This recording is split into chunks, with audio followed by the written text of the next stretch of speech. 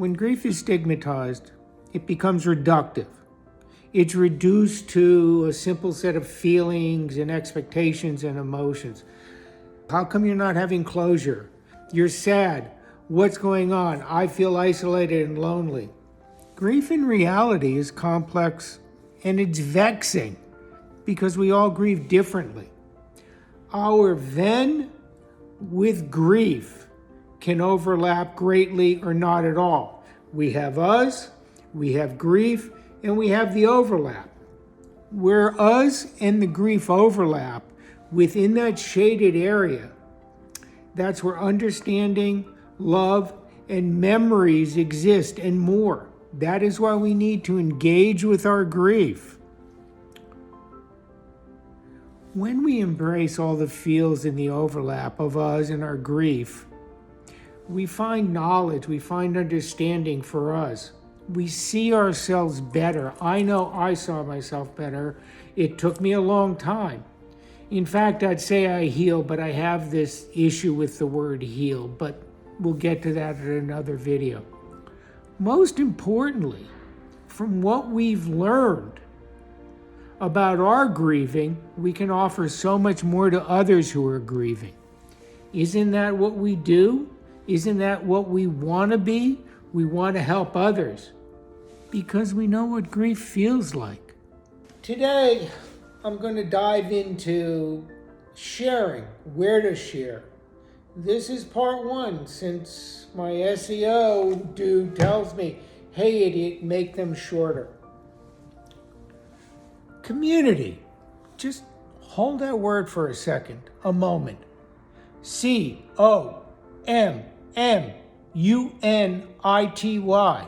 Community. We all know what that means, but there are other terms. Posse, crew, squad, on and on. Basically, community are those we trust.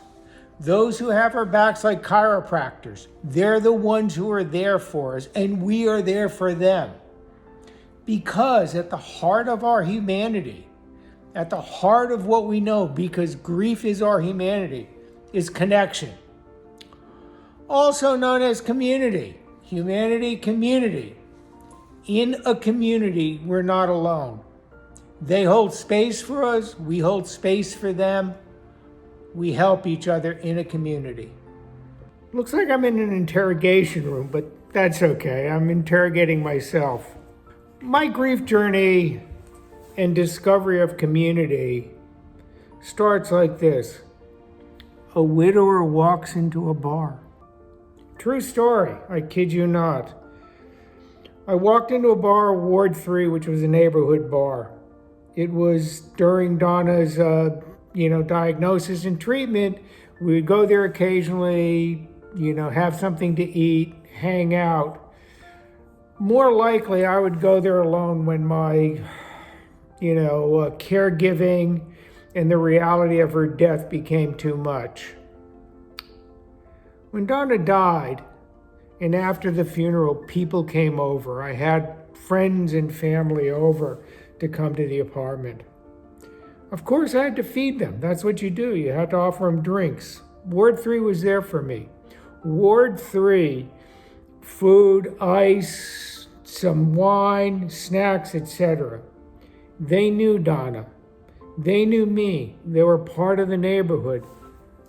A microcosm of community, maybe a little bit bigger.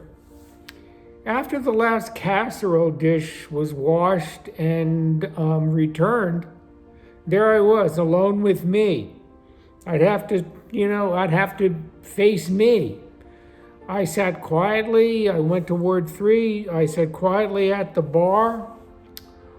One of the bartenders mentioned his sister had started a group called Widowed Village. And it was a group for widowers, people who had recently lost a spouse.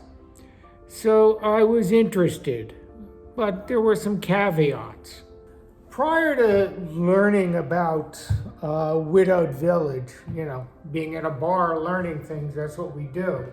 I had been going to a grief counselor all during Donna's illness, and after her death, I was invited back.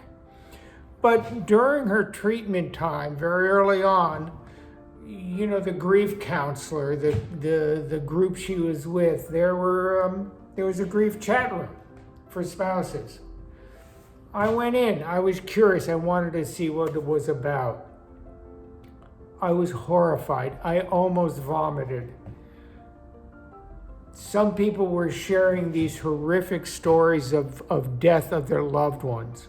I mean, in gruesome detail. And again, I'm not minimizing what they're doing. It was just shocking. I wasn't ready for this. I was not ready for a group, and that sort of shaded my whole thing about community. Is this what community is? Like trying to make everybody else feel worse? When I spoke to the grief counselor about it, she says that's sometimes common, that exists, and she said it's what some people need to do to heal. After the funeral and the widowed village tip.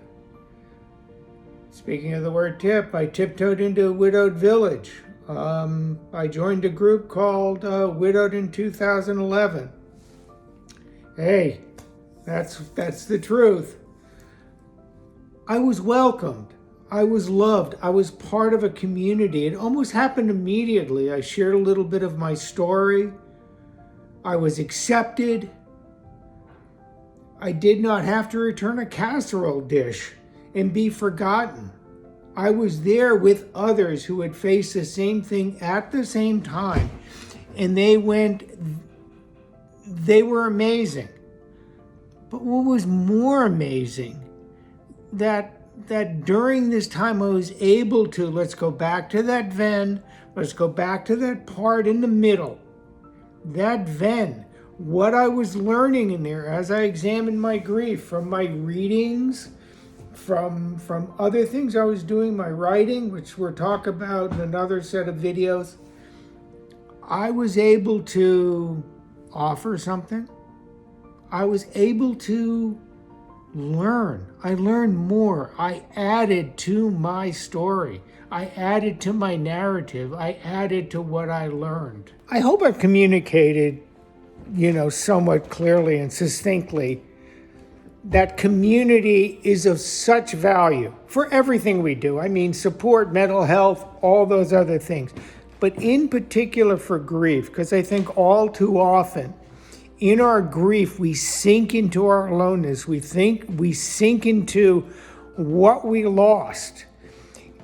And again, going back to the Venn, I don't think we overlap enough, or I don't think we try to overlap enough to see what is in our grief, to learn about it. Hopefully that came away. Hopefully I communicated that. I've linked below to a bunch of groups that I joined. You should take a look at them. If you're new to grief, definitely join one. If you've been a grief warrior, you know what? Go back, see if you can help others. Because it's really important.